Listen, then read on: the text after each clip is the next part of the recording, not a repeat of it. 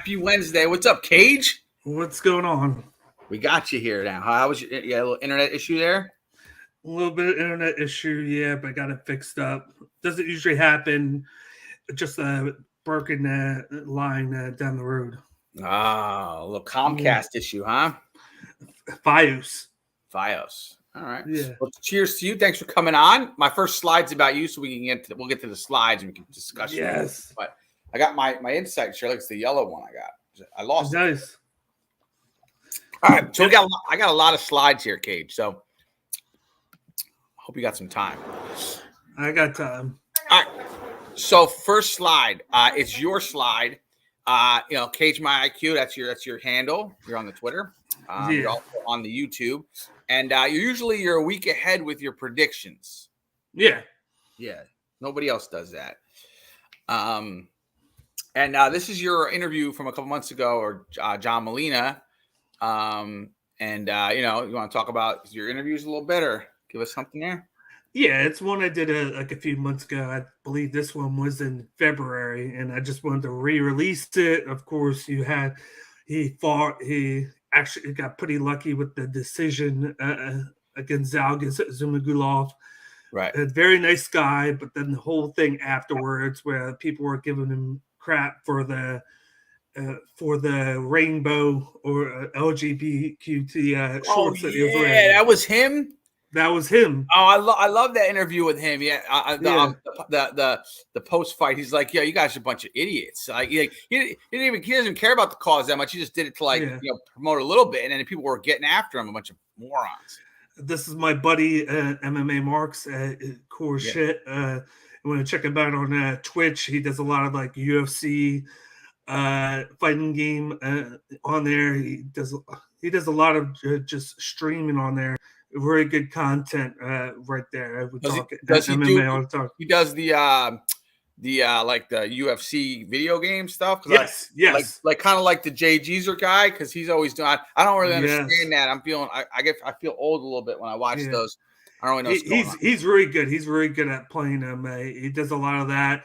He does a lot of wrestling. He goes on and does the new WWE 2K where he goes on there and he does his own promotion there. And I can't wait for all this pro wrestling this week. That's right. Yeah. You're a big pro wrestling guy, and so I'm actually going to Forbidden Door this Sunday. I'm leaving for Chicago on Saturday morning. So he said he's calling out. He's calling out Jay Geezer. So maybe we need to get a Jay Geezer versus MMA Marks showdown. I would watch that because now I know MMA Marks.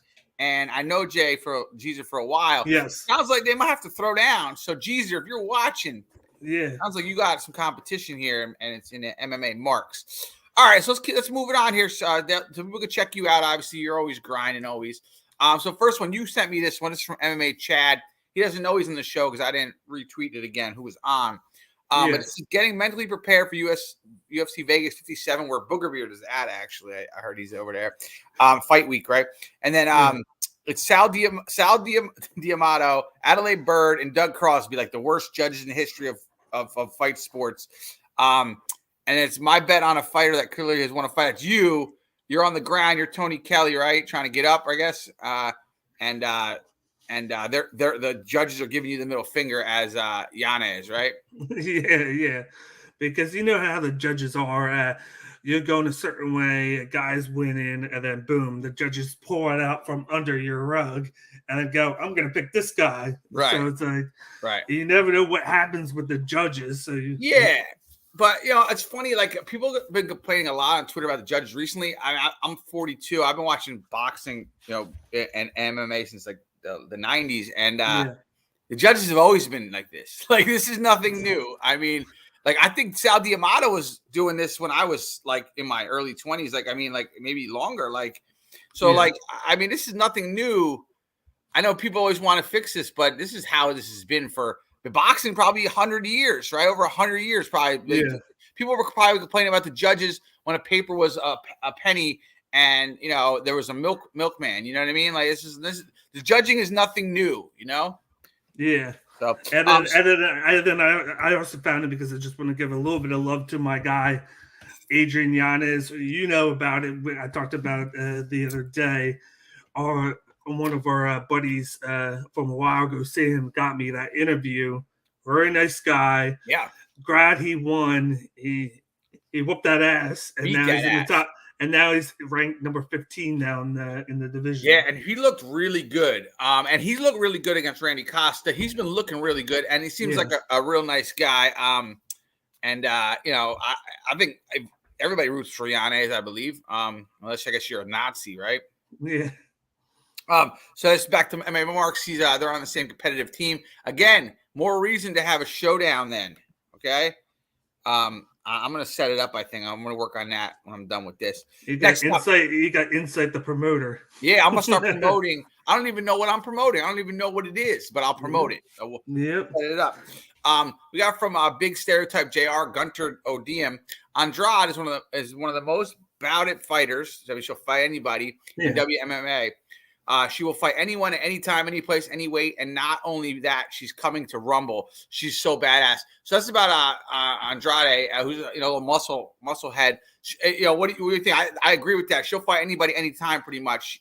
She does not. Well, if you look at what Jessica Andrade just did, Caitlin Chukagan just had to back out of the fight against Manon Fiorot, who is a fierce up and coming fighter who has been moving up the ranks, and she was getting that top 5 chance there, and Chukagan backs out, so Manon Fiorot needs somebody else.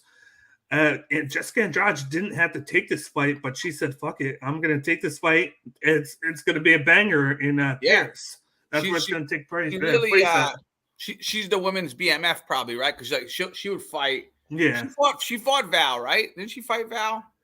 Yes, she fought Valentina, and I believe she got knocked out. She did, but again, we're not saying she's going to win all these fights. She's a pretty small person, like height wise. So she'll go up weight. She carries muscle, but she's probably 115 pounder. She could probably cut down to that, right? Doesn't she fight there or no? She did. She's been floating around straw weight and flyweight, but it's gone to 35 too, right? Yeah. She fight anywhere. Yeah, she is probably an under talked about fighter. All right, so these first few ones we're doing here are from last week. I found these in my email because I email tweets as I go, and this is from Dan Severn's mustache, and it's a joke that the kid he punched a kid in the face, Yuri.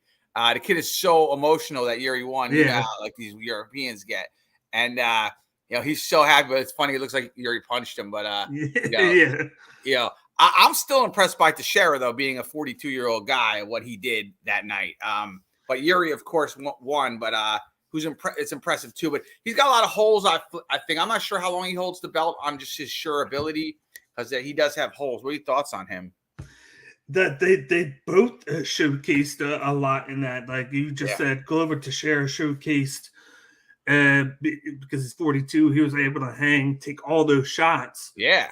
But then he did tap out to kind of maybe a weak submission from a guy who's not that much of a ground artist. And then on the flip side, Yuri was taking a lot of shit on the ground, but he was able to last so much within the grapple and through a lot of submissions. And then he showcased a little bit of his ground skills as well. Not a lot of people thought he had it. Yeah, but he showcased it, and then he was able to showcase not only that, but a little bit of cardio. Even though he looked tired, he was able to go all 5 rounds with Glover Teixeira, and then he got the finish in round 5 when arguably he might have been losing that round. You never know, though, right? We just went over that. You never know. So I should have put it in better order because I had a little bit of time today, but I actually have the escape Yuri does on that head and arm choke. We're going to talk about that when we get to that slide. And real quick, did you see he shaved the hair off? He cut what's it that off. About? He donated it or something? I think he just donated it. Wow. Yeah, it's pretty cool. Oh, we got guns in the house. Yeah, you got a tweet coming up, girl. Just get ready. Get ready. Devil. Him as the devil. So we got Captain, my boy. He always watches the show, by the way. At some point, he'll actually tweet out a picture of me on his TV. What's going on, Captain? My dude. How many canvas naps is it going to take before he goes up? So what's your over under on our this dude Greg Hardy signs BKFC? Which if you get knocked out with gloves on, you're going to get knocked out with no gloves on for sure. Like how can he use his inhaler? Was my question, but like how many times is he going to get knocked out in this fight promotion? This is very interesting because a lot of his weaknesses in the UFC was the takedown defense. He couldn't deal with the wrestlers. Sure. He can stand up and trade with you and knock you out, but it was always those wrestlers that gave him problems. But then he did get knocked out cleanly by Tuivasa. Every other one was just like him getting wrestled down and then ground and pounded from behind. So you're not going to have that now. So it's just going to be stand up and trading. He might do actually decent. I could see a situation where maybe he has like 3-4 fights and then he goes 3-1 or 2-2. No, Cage, he's not going 3-1. Come on. But you gotta look at the fact that it's only standing up and trading. He hasn't had to deal with getting taken down, and that was his worst. I think he has no heart though. Like if anybody takes him past a certain moment, he's gonna just fold. Like he might have not even get knocked out. He might but he could also stand there and knock a guy out. That's the thing. Sure, he has that hitter's chance. So I could see him at least going. I'll go 2-2. All right, okay. Yeah. I won't give Greg Hardy too much time on here. Now, this is none of the people. This is more of MMAfighting.com, and it's Gilbert Burns and Masvidal. I must have had his name in this, but it seems like everybody's calling out Masvidal right now. Burns says, like, sign a no takedown contract to fight Jorge. He would sign one.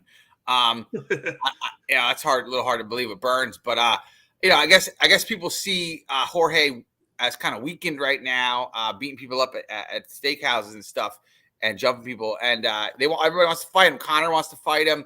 Burns wants to fight him. Actually, Masvidal wants to fight Conor.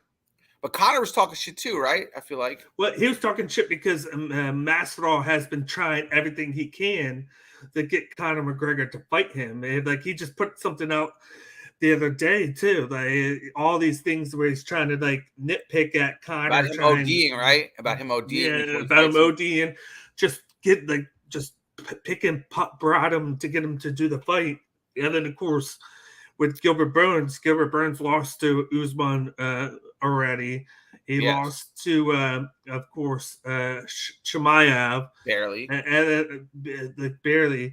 So it's like it's going to be hard for him to get that rematch for the title right now. So the next best thing is a money fight with Masvidal. So that's why he's chasing it, and he'll do it. He'll just be like, okay, let's stand up and trade, because he knows he's going to make a lot of money if he can fight Masvidal. It's just that it might be wrong timing with Masvidal trying to fight McGregor and trying to get that fight. Yeah, I don't think Masvidal has that many fights left in him, to be honest. Yeah. When he got caught by Usman and Usman was fighting a fight that he could win, I was like, all right, that's it for him. I mean, there's no championship for this guy. And after 35, when your chin gets clipped like it did, I don't know if you're ever the same. Like, I know people think, especially younger fans, not necessarily you, but like that these guys can repair this. But once your chin is checked after 35, it doesn't sew back up properly. Like Yuri, that's why Yuri could take those shots then. Yuri is under 35. When you're under 35, again, there's people that their chin can get broken early, like a Sage Northcutt and stuff, but like, and Cody Garbrandt. But for the most part, your chin can recover up to about 35, and then that's it. So I don't know about Jorge's chin. And then it's also 35 is around the time where you stop kind of redeveloping yourself, and you're just who you are at the time. Yeah, you are who you are. Yeah. And I mean, Colby was hurting him, and no offense, Guns lip gloss, but Colby has no power. Like, he can land shots, but he has no power. And Jorge was still getting a little bit like chicken legged versus Colby. So if Gilbert Burns lands a shot, one of those looping like DC kind of shots, like Jorge could go to sleep again. And again, I like Jorge as a fighter. And the funny thing is Covington doesn't need the power because he has the volume, the cardio, and movement. She says volume. Yeah, but if he had the power, he would be champ. He would, but he doesn't. I thought arguably the second fight he won it. I thought he might have won it. It went to Usman, of course. The judges went to him. He just does no damage though, Cage. Like even having Jorge down and landing elbows. Like I have a sharp elbow. Look at my elbow, it's sharp. Yeah. Like if I elbow somebody, they're gonna bleed. Like even Colby landed elbows on Jorge and he didn't even bleed. Like he does no damage in my opinion. Again, I like guys. But he dominated the fight. So. He dominate the fight, but he just does no damage. Like it's like kind of like amazing how little damage he does with as much volume as he does. Anyway, moving on. Miss Devil, there she is. Boom. And this is, I guess, over the weekend. 125 Cage in Arizona. That is crazy. Like I don't know how it is because from what a lot of people tell me, it's a lot of dry heat. There's not very humidity, but I can only imagine how hot that is. Like I want to know, like when it's 100 degrees there, how is that compared to like here where it's maybe 90 degrees here, but with the humidity, it jacks the temperature up. I'm pretty sure you could cook an egg outside at 125. Well, yeah. So that's probably like jacked up with humidity to what we do. So it's like probably the parallel to it, but that's still crazy. we could steam an egg maybe here. Like put it. Now, if that's 453, I want to know what the temperature was at 9 o'clock at night. If it dropped all the way down to like or what was it at 2:30? You know what I mean? Yeah. Like I feel like that 453 should be starting to cool down. We have humidity. We always have. Dry heat is a myth. So 125 and humid. Whoa. Yeah. She said 10. Jeez. 109 at 9 p.m. Yeah, man. Woo. I guess the air conditioner repair guys were probably making some money. And then you see people out there wearing pants. Like what is up with that? Yeah, who the hell's wearing pants? Right? I guess at that point you're numb to it. I don't know. Anyway, I saw that this weekend. I'm like, I'm gonna put her on for that. That's outrageous. All right, next up, we got from your girl Dre, the MMA antagonist as well. MMA Twitter is Kevin Holland championship material. Now, I love Kevin Holland. I spoke about this on my previous show. I love him. I think he's always stopping crime. I think he's hilarious. I just love him. I do not think he's championship material. I don't think his wrestling game will ever get equal to his rest of his game. I think he has improved it a bit. But, when he fought, again, he fought the 185 wrestlers. He couldn't get off his back, Brunson and Vittoria. Now, can he get off his back versus Colby or Usman? I don't think so either. So I don't have him. I have him being he's a great professional fighter. He fights. I think he's fought like 8 times in 2 years or something. He fights all the time. He'll fight pretty much anybody. He does not care. He's out stopping crime and all that. I just don't think he's championship material, and I love him. But what do you think? I think he fought in 2020. 2020, I think, was when he fought 6 times. Last year, he fought 3 times. And then so far this year, he's fought 2 times. That's 11. I believe that's what it is. I can look at it. I think you're right. Somebody took 11 times in maybe a year and a half. I love it. Yeah. But this guy is tough as nails. He can hit you. I just think at 185, those guys were big and big and bulky, and there was a lot of wrestlers there, and he just couldn't handle them. The wrestling thing's always going to be like a thing against him, but against guys that are smaller than him now. So he's going to have a bigger reach. The majority of them, like a couple guys like Chimaev and Shavkat, who's fighting this weekend, they might have similar reaches. And then he's going to be tall, but he's going to have more weight on him. So it's going to be easier for him to cut down and then put that weight back on and then use that to his advantage. Like you've seen him, like he did get taken down a little bit against Means, but he got back up right away. Right. And that would be the puzzle solver. It's not that he has to wrestle. It's that can he get back up And at 170, you think he can, but I wonder if he can versus Chimaev or Burns. Like, can he get back up? And if he can, then he is championship material. If he cannot, then he's not, right? And then you gotta think of is who at that time when he gets up to that point, because he's still outside the top 15 right now, like working his way up, but he's probably in that 15 to 20 range. What is he, 28 years old? How old is he? I think he's 28. Let me bring it up right now. Kevin Holland. He is 29, and he's turning 30 in November. All right, so he's got a little bit more. He's got a little bit of time, but Chimaev's also young too. And with him moved down, you got to think between the time now and then the time, say, if he gets to the top 5, say a year, maybe 2 years at the most, there could be a difference in that top 5 where Usman might not be champion. He might still be. Chimaev is up there now, so that's a guy he would have to face. Shadkat is a name if he can win this week against Magny. I think he's a guy he's going to have to worry about. There's other guys that he might not even have to worry about, in my opinion. So he might not even have to worry about too many wrestlers. Yeah, I would like to see him versus Jorge. Right. I mean, I think he could earn a title shot in the next couple of years, but I'm not sure if there's a dominant wrestler still there.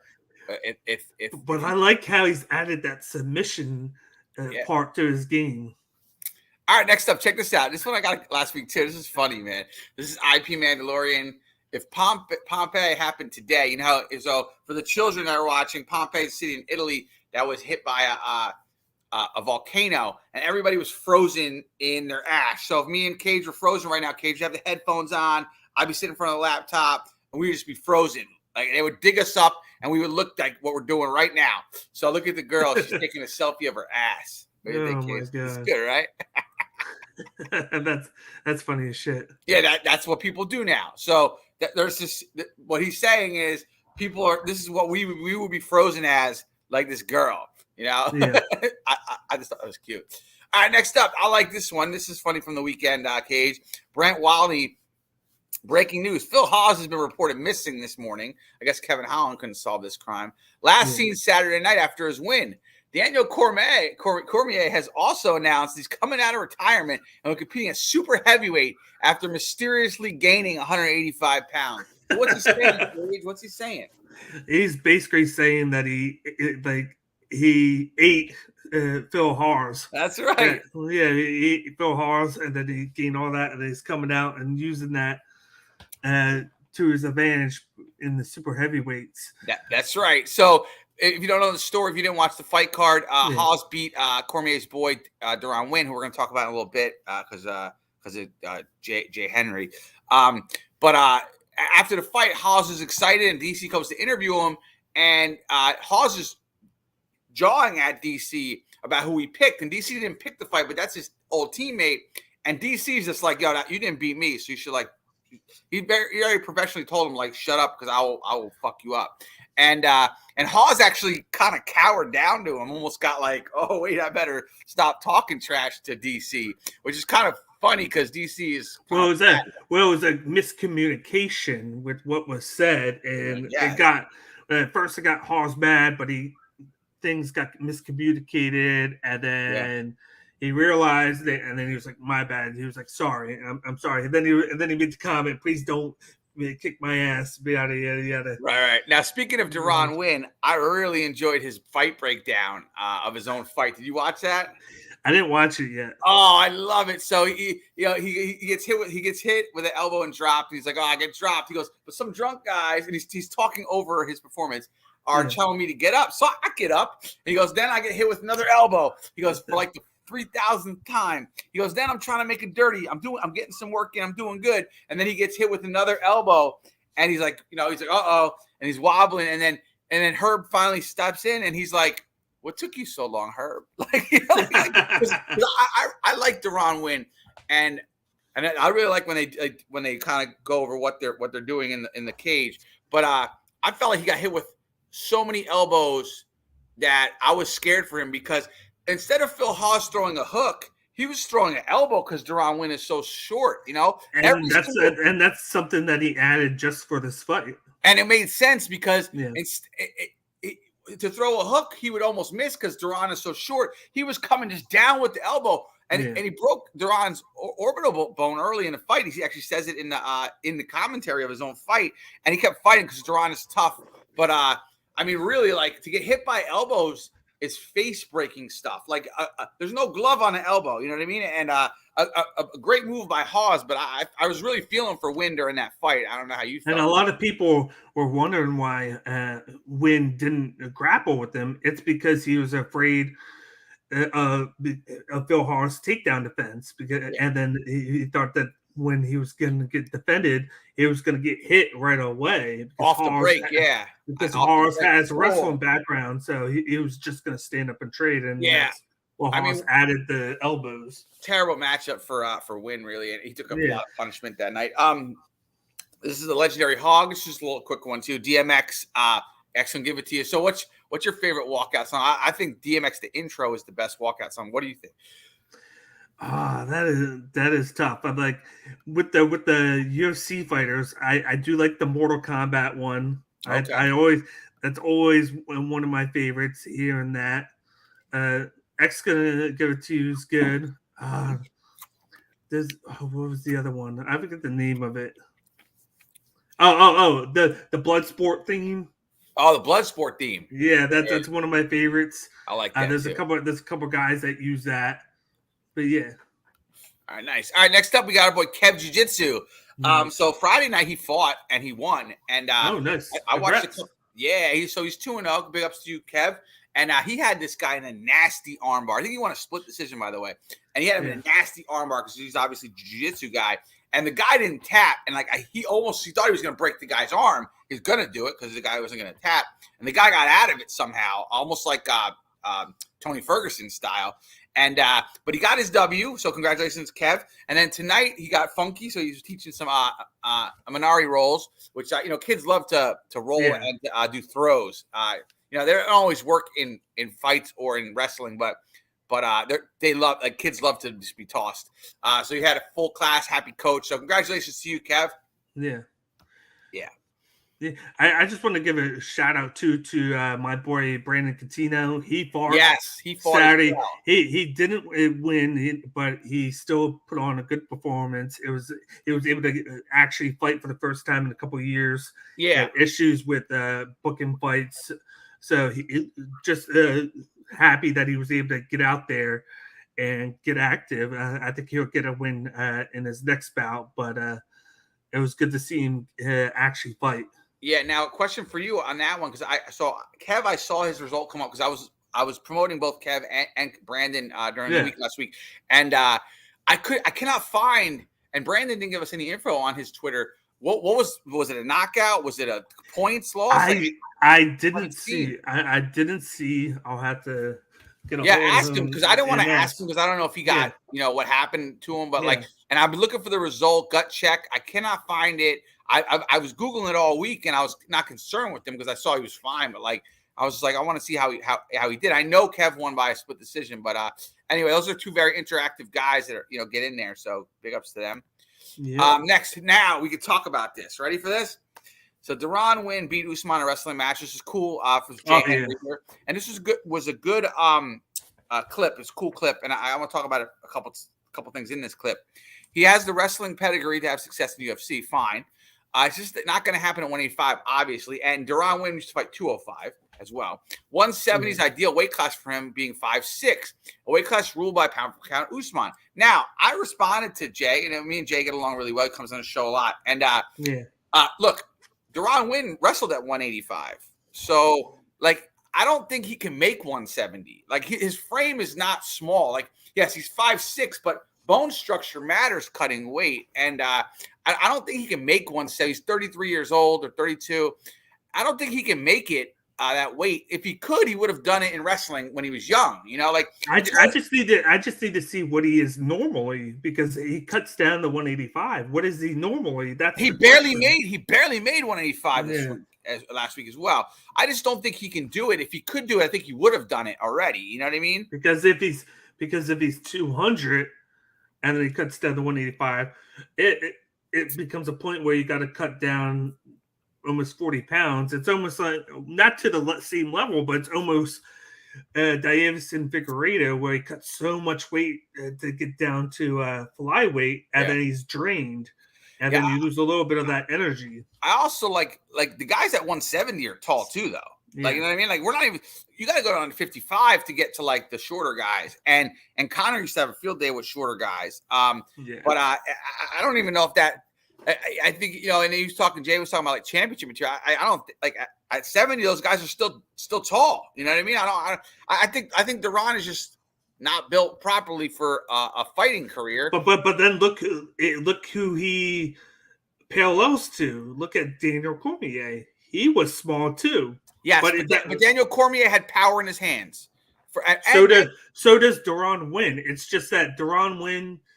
He has power and he has wrestling. He just doesn't have really anything else. I don't think he has lights out. I don't think he has lights out power like Daniel Cormier had. He can knock you out. He just needs to develop it a little bit more because he's very raw. It's too late. And then he needs some of that Brazilian jiu-jitsu, which Cormier had. It's too late. He's over for win. He's 32. Like, where's he going? You know, you can develop it in a couple. He has a couple years to at least develop it into something decent. It's over for him. Yeah. Let me see if I have the next thing. I don't have it yet. I have later. I think we talk about Usman does not shake Wynn's hand in this. And we're going to talk. If I don't have it, remind me at the end of the show. I'll talk about that. I don't like that he did that. MMA Marks is Scott Steiner. He's fat. Yeah, I don't know if Wynn is like. I don't think he can get to 170, and I don't think he's going to do it. A couple people said he had to change his whole lifestyle. Again, I think if he would have done, he would have done it as a wrestler because he was winning bronzes at like the NCAAs and stuff. At 170, why couldn't he have won? If he could, he needs to talk to Derek Lewis. Yeah, pretty much. Yeah. All right, so we got St. Pierre, sorry, daydreaming about being caught in an arm triangle so I could practice jury escape. So if you didn't see this, like Jury like is looking, he's out, and then he like rolls to the side, ends up on top of Teixeira. I mean, did you see that coming? That was crazy because it's like you got Glover Teixeira. He's a big-time jiu-jitsu artist, and he wins a lot by submission now. He used to be a knockout artist. Now he's a submission artist, and he has more weight than Yuri, but he just kind of – it was very awkward, but it worked. So, you know. Yeah, if you haven't seen that, check it out because they were showing Yuri when he was younger defending on the ground. It was so bad, like just like giving his neck up. And this, like you look like you think it's over. I guess the training with Henry Cejudo paid off. Yeah, crazy. Yeah. All right, next up, this is a quick one. Dana Exotica, flashback to when Nate Diaz was asked if he would fight Colby Covington. This is a funny one. This is typical Nate. He's got the glasses on. He's just like, who? And they're like, Colby Covington. He's a welterweight. And he's like, I've never heard of him. You know, You think Nate had to have heard of him, right? He had to have heard of him. It's just him playing Nate Diaz. You know? I love. He was deadpan when he did it too, though. It was great. Like who? And that's kind of funny because now you got talks because Dana White just put out a thing that's saying he should fight Jake Paul. Right. I saw that. Yeah. That's interesting stuff. All right, so now we're getting into the fight of last week. Leah and Keel's Real Talk Radio podcast. I said, okay, and they don't like judges. I've gotten arguments with them over the John Jones Reyes thing, whatever. We're cool, me and them, but we've argued. Yeah. They don't like judges. They think that their judging is the truth, which usually we're better than the judges, but we're watching from a different viewpoint, right? It's all over the place. Yeah. He had Josh Emmett up 20-18 clearly after 2 rounds. Again, I didn't see any round super clear in my opinion. I haven't rewatched it since the weekend, which is different because it's end of the night and whatever. Yeah. But to me, I know Cater was jabbing and very tentative, but jabbing nonetheless. And the damage on Emmett's face we're gonna look at soon because it's coming up. I didn't have it clearly 20-18. I could have had it 19-19 after 2. I thought Emmett won round 1, and then he had Cater taking for the clear rounds 3, 4, 5. I wasn't clear to me either. I thought he won 5 for sure, but 48-47 Cater. Now, I'm okay with that. I might have had it even 48-47 Cater, but if it was 48-47 Emmett, I was okay with that too. In my opinion, I'm not gonna die on that hill with this fight because I didn't think either guy really took it. What's up? This is what I had it. I had it rounds 2 and 3 for me were clearly Emmett. 4 and 5 were clearly Cater. Cater did a lot of the face damage in the later rounds, right? But it got cut up in the first round just a little bit, but then it really got busted open later on. Round 1 could have went either way. I thought round 1 was so close. It was like a flip round. If they would have said 48-47 Cater, I would have been okay with it. I would have been like, I could understand. 48-47 Emmett, that I would understand too. It could have went either way. But how the judges had it scored was so different. Like one had it like the first 3 for Emmett, right, and then the last 2 for Cater. Somebody had it like the first 4 for Emmett, and then the last one for Cater. Another one had it 1, 3, 5, and then 2, 4. They were so different. They're not lined up with each other. They all had different like outputs on the fight. So it's not the fact that they what the decision was. It's like how they all came to it was 3 different scenarios. So it's like what are they all seeing? Whereas this guy's doing one card, this is doing another, and then he's doing another. Not any of all 3 of them had different rounds, right, to get decisions, and it kind of brings me back to the week before with Valentina and Santos, right. which they got the right decision. They just came about the wrong way because a lot of people were like right away. They're like, "Oh my god!" Like even fighters on Twitter here. I'll even call one out like Casey O'Neill. Right away, she said, "Oh my god, Santos got robbed." Blah blah blah. But then 2 days later, she goes, "Okay." After I rewatched it, I can see where they came up with Shevchenko winning it after rewatching it. And then I got a buddy of mine who broke it down really well, where he said that Santos didn't really have clear, like when she took her down, she didn't really have clear advantage. She was only like one arm, which was getting hold by Shevchenko. Shevchenko was striking her, but she didn't really clearly have the takedown. So it's like they got to fix this judging. Well, I don't know how they're going to do that because again, think about that girl who just said she had to rewatch it. The judges get one time live to watch it, so it's not easy to do. I just think Cater was so tentative with the bombs being thrown by Emmett. His own his home up a lot. So he really didn't do the volume game that he does. Not enough volume, and that's why I got stolen from him, I think. But if he would have opened up more, could he have been knocked out? Maybe so. So we don't know. Like, he didn't get hit with the bomb. But there was a fight too that weekend. They redid it. They said back it was a split decision, and they ran it back. It was one of the only decisions on the card, and they were like, "Oh, the one score was wrong," but they had a 30-27 on the one. Demir Ismagulov and I don't know how. I don't know how they had round 1 going to the one guy. Like it was like there's no way that was 30-27. It wasn't just it was 30-27. But the other judge had it 28-28. And how you get that's the one they fixed. It wasn't 28-28. They fixed that one to 29-28, but they didn't fix the 30-27. And that was the more absurd scorecard. 28-28 was actually maybe more. Yeah, but to get 28-28, you would have to have a 10-8 round. So it's like it could have been the first it questions you. I guess. I don't know. Yeah. But 30-27, ridiculous. All right, so this is Alex Bunin. Now this is Emmett showed his face on a business podcast. It's a mess.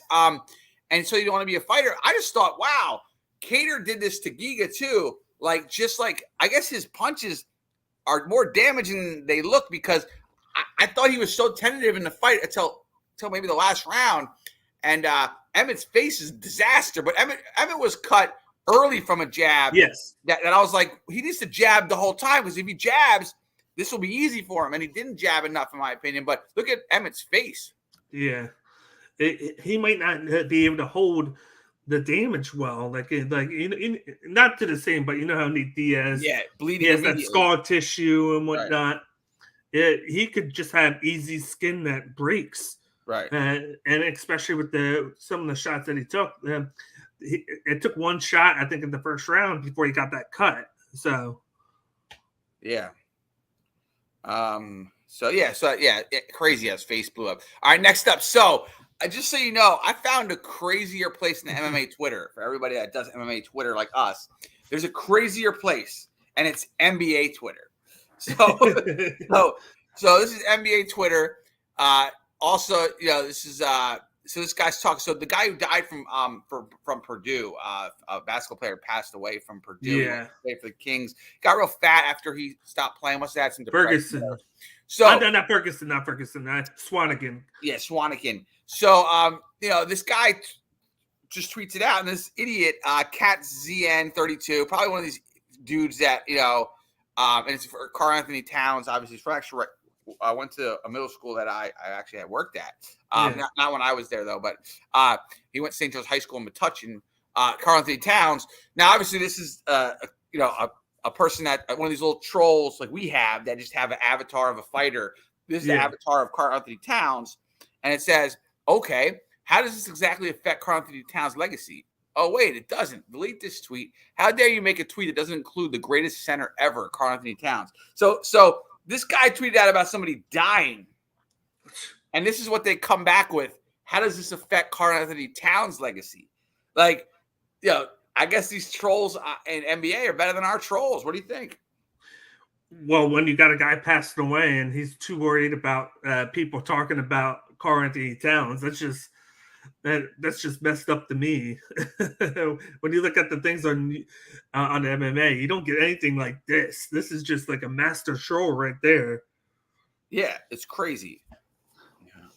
But I get so crazier place is NBA. Yeah. All right, so this next one's from the MMA Slut. Is Khabibs Meat ever not in DC's mouth? So like. This fight, I was like, who's fighting here? And it was like Dillashaw and Sandhagen. And somehow DC is still slurping. I guess Khabib is in the corner of one of them and saying like, or maybe tweeted out saying the score. And DC's like, well, he knows the scores well. He's blah, blah, blah. And like, just he's always slurping Khabib at all times, DC. Yeah. Now, I remember that because Khabib had one or two fighters fight.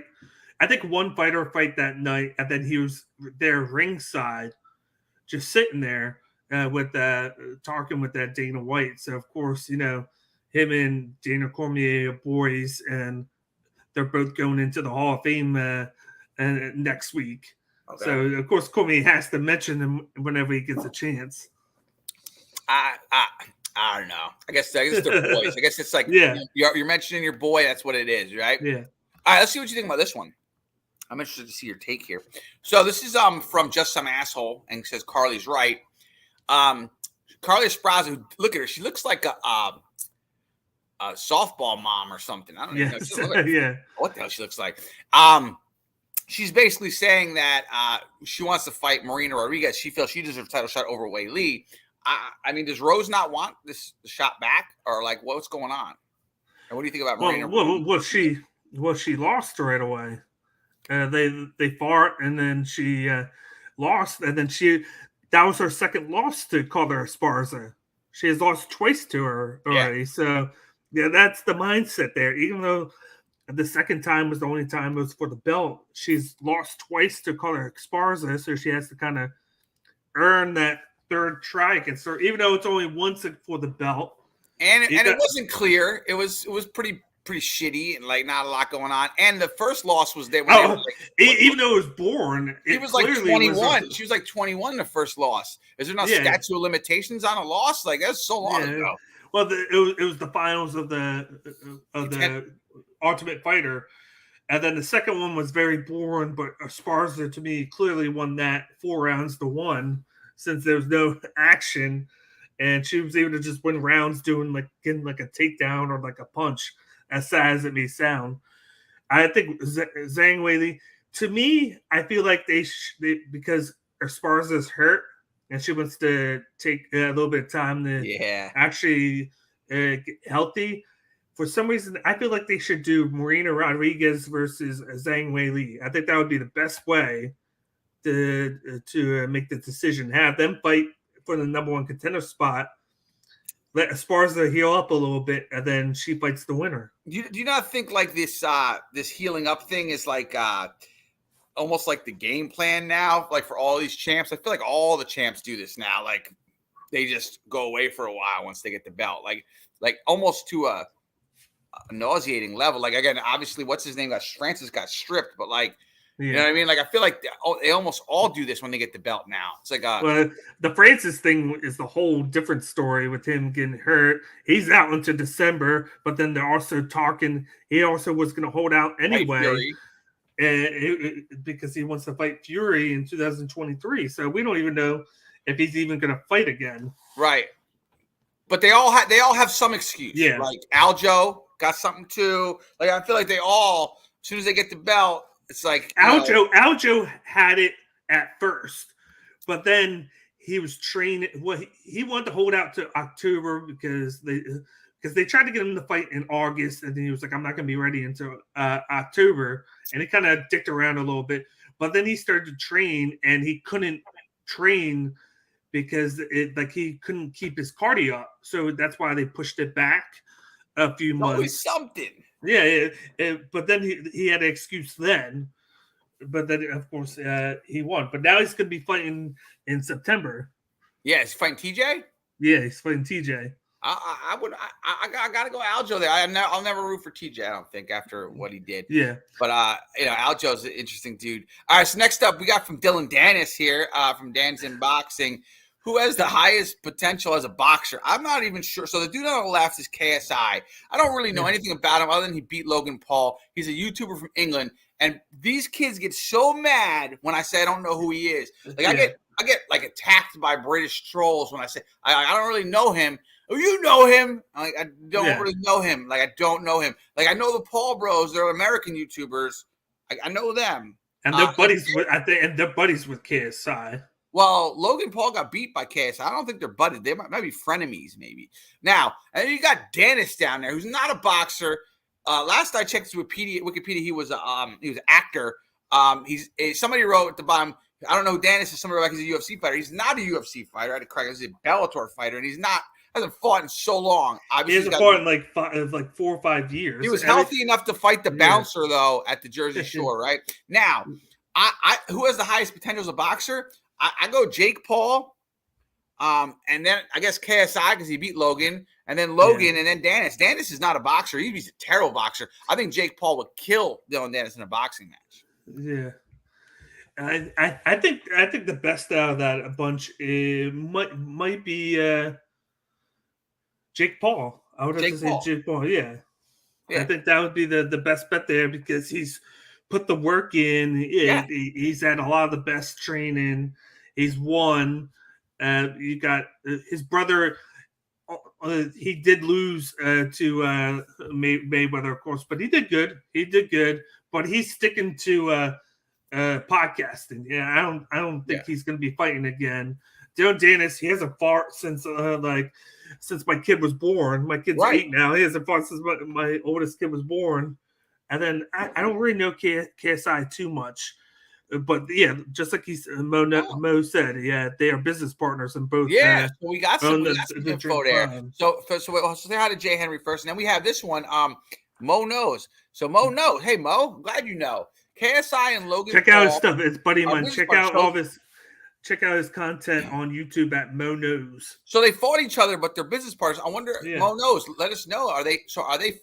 You could still not be friends and be business partners. So you can elaborate with that, Mo, if you could. Because again, I don't know my KSI stuff. Now, meanwhile, my Twitter starts jumping off, Cage, that KSI and Paul Brother fans start going at it on the thread I'm on. So I'm getting all these alerts.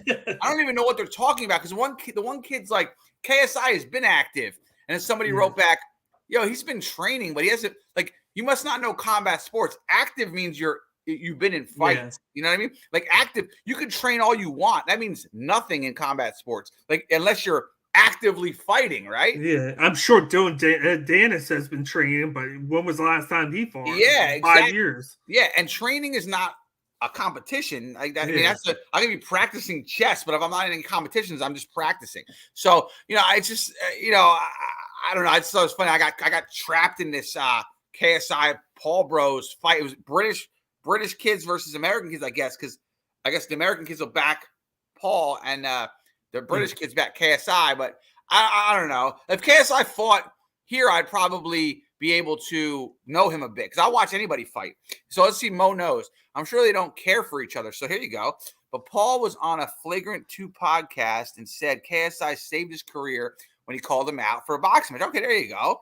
Because it's coming. So yeah, the Japanese stuff. So I know Logan got in trouble in that the hanging graveyard or whatever, the suicide yard that Logan was making fun of suicide, and that was like Logan's big mess up because I think Logan's a decent guy. That was a big mess up. So I guess it's right after that. So in turn, Paul wanted to make a billionaire with partnering with him in his prime. Okay, all right. So there you go. A little bit about KSI. I think KSI does similar stuff to the Paul Bros. He's just the British version of them, and he doesn't have a. Does he have a? I think he has a brother too, though. I don't know. Whatever. I think he does. Yes. All right. Next up, let's move on. We got gruntstyleredneck because I like this guy. He goes, I know I'm immature.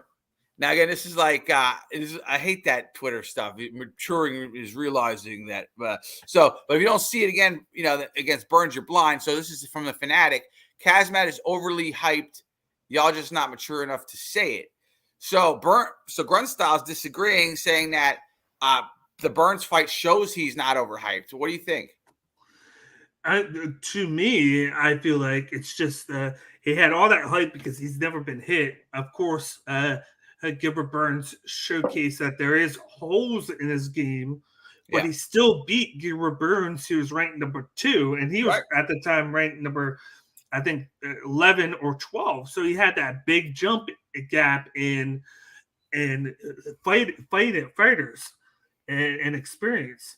So it's like it's going to happen. I didn't think he was going to dominate every fighter, but he still came out and was able to make corrections on the go in that fight. He has things that he has to work on, but it's going to benefit him when he wants to fight for the belt because he knows that he was in this. He can't have this kind of performance against a guy like Usman or Edwards or even Colby Covington. Yeah.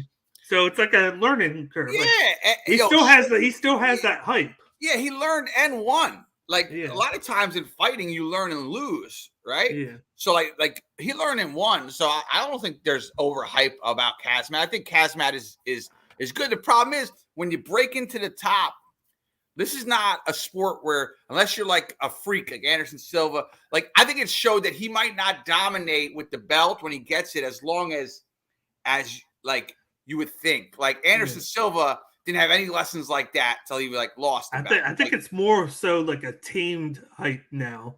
Yeah, which it should be because he's very good and he could get the belt. I just don't. He's not. There's holes that can be exploited by somebody. We don't know who or when or what, but there's holes. Now, speaking of that, you could speak on this guy. It seems like you've already mentioned him a couple times. So, first of all, our boy Mark Benson is one of my Brits, my favorite Brits. It's a Shavkat fight week. 15 fights, 15 wins, 15 finishes. And this guy looks like he's straight out of like Kazakhstan's like I don't know. It looks like an Eskimo almost, right? Yeah, I'm gonna actually bring it up. Yeah, so this guy he's fighting. Who's he fighting? What's going on with this? He's fighting Neil Magny. Oh, Magny. Yeah. So this is a test again to see if he's gonna get over. It's a gatekeeper situation. Yeah, he's of course because I think he's one of those tricky situations where he's from another country, but then this is where he trains at with those Dagestanian fighters. Right. He's tall and lanky, of course. He's going to have the height advantage, not the reach, just the height. Yeah. Neil Magny has that reach.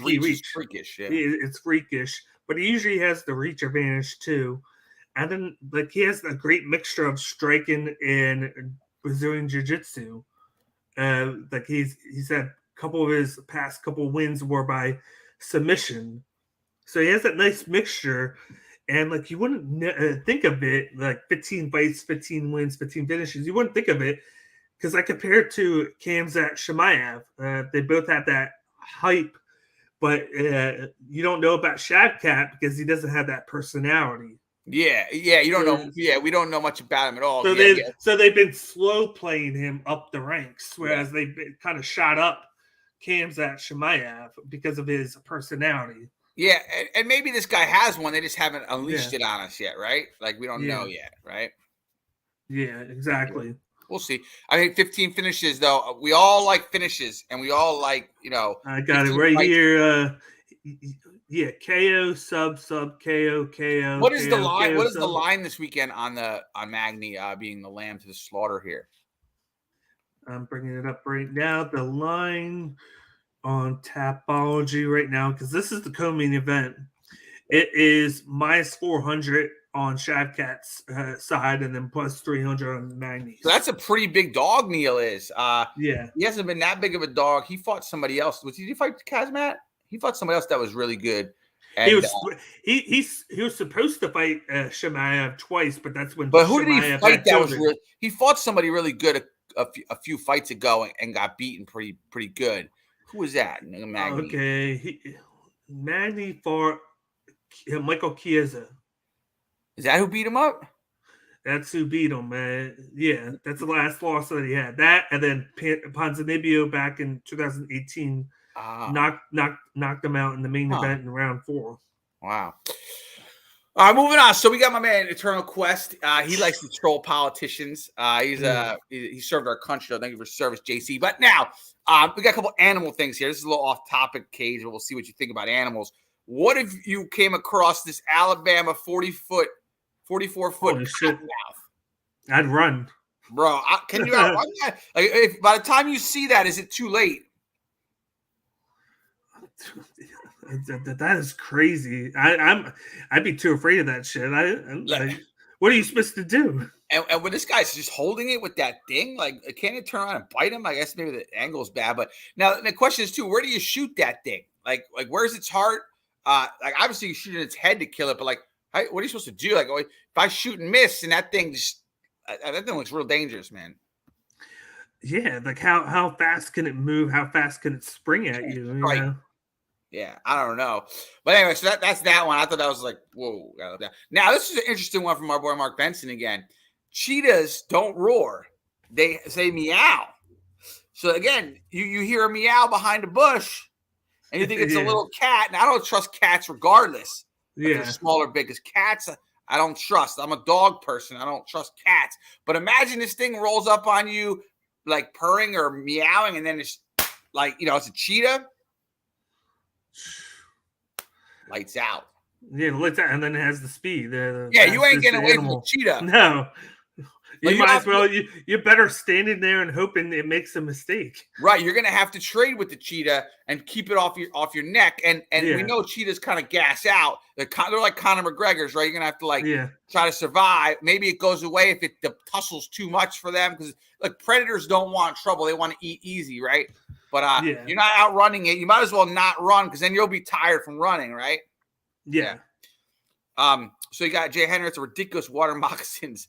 Violence. Yeah, that thing is ridiculous. I don't have much more to say about it. It's just crazy. All right, next up we have now. These are the ones we want. Like I usually try to grab a couple of these Cage, and this is a big show we put on today. This is Hold My Bear. Drugs are bad, okay? And it's your boy has tumors in his lungs, going through a procedure today. Test if it's benign or cancerous. These last 2 days have been terrifying and a real reality check. I think he did update that maybe it wasn't cancer, but I can't remember. But I always try to, like, if I come across somebody like this, like, put our thoughts to them, and hopefully it's not a cancer, bro, and you can not have to deal with that. If you do have to deal with it, we wish you luck in the fight. Yeah, we definitely wish you luck. Next one is another one similar. This is from Derek Lewis' Hot Balls War Pixie 666. That's her in the summer of 22 on the left, and her in the summer on the right in 2021. So if you look at this, is generally insane to look at. And don't ask me how the fuck I did it. I don't fucking know. I just keep moving forward, throwing up the occasional motherfucker. what a difference a year makes. So she actually fought cancer and looks like she's won a few rounds with it, because on the left, she's got a good weight to her. On the right, she looks as if she could be dying. Like skin and bones. Like skin and bones.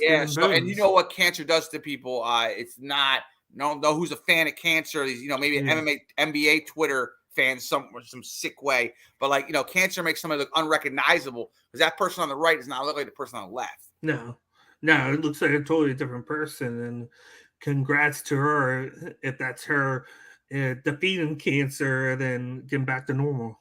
Yeah, and defeating it. Yeah, and hopefully she can stay winning that battle.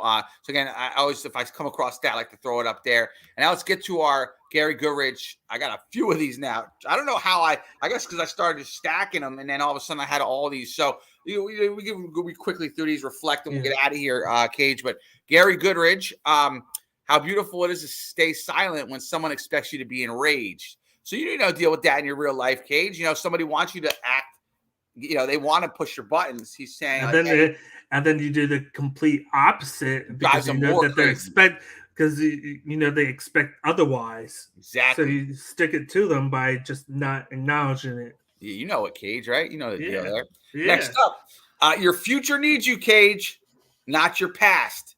Past is over; doesn't need you anymore. Don't dwell on the past. Think about the future, because future needs you, Cage. You can control the future, but you can't control the past. Yeah, and the past is done with you. They don't. The past doesn't care. It's over.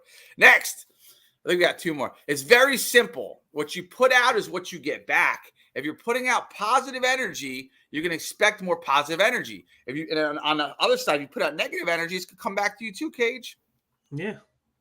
Simple. Yes, I always try. You never ever going to be perfect, but I always try and be positive, be nice to people, because then I expect that back. Like we think good karma, bad karma. Boom. All right, I think this might be the last one. Yes, it is. We did it, Cage. We did pretty good, because I had a lot of slides. It has 32 slides in an hour. It's not bad. 2 minutes a slide, pretty good for us. And this is a good one too, Cage. And obviously, we're not private because we're on Twitter, but keep it private. People love to ruin things, and that's true too. Like, you know, if you're having some successes in your personal life, you almost want to just keep it to yourself, because even your family can try to ruin it. Because people try to ruin shit. Yeah, they try to knock it down, make it not as big as what you want it to be. So if you keep it to yourself, you know it's good, then that's all that matters. That's it. So so we did it. So we had your boy MMA Marks, who I will be setting up that game versus you and JG's, and I will be promoting that. I know he was on the last 2 days. He might be on Twitch tonight under that same name, MMA Marks. You could search it on Twitch and then follow him on there. Do that. He might be on tonight. He might not be. If he's not on tonight, he's definitely on tomorrow. And he always goes on later in the evening, like 6, 7, 8 o'clock. Right. Well, that's cool. Yeah. So we've done it, Kate. I'd like to thank Jay Henry for coming in. Mo Knows. Thanks for that information, Mo Knows. Yeah. We had Guns MMA on there, MMA Marks. Nice little crowd. Thanks for coming on too. And thanks. There's a lot of slides. So I appreciate you doing this with me today. You know? And, a little later than we thought we would, but you know, we still got there and got to the finish line. We did. Hey, one step at a time. We did it. I'll be going away this weekend a little bit, so I'll be heading down south for a little while for a week. Oh yeah. And I'm and then on Saturday morning I'm heading to Chicago. Oh, you're going west. All right. Well, for the weekend, yeah. Oh wow, look at you, Cage. All right. Hey, well, thanks for coming on, and I'll speak to you soon. Maybe I'll get you on a fight preview too. And I'm off of work till July 11th, so I'm going to be doing more shows. So I'll hit you up in the morning too. Jay Henry will be on, I'm sure, a few, and it's always good to have you on, Cage. And then you guys can all check out all my stuff. Yesterday I just recorded my preview for UFC 276. I already got it done, and then it's going to be released on Friday. I got it done early since I'm going to Chicago, so I got done a bunch of my content early. So yeah, and this guy is the hardest working guy in the game. I mean, he's always looking at stats, always looking at film. I mean, you are relentless at that. And you know, if I ever made it big time, you'd be my. And you already know. I go check with you on the side, and boom, we get the information. So you know, thanks for doing that for everybody too. But I'll see you next time, Cage. See you. All right. See you, bud.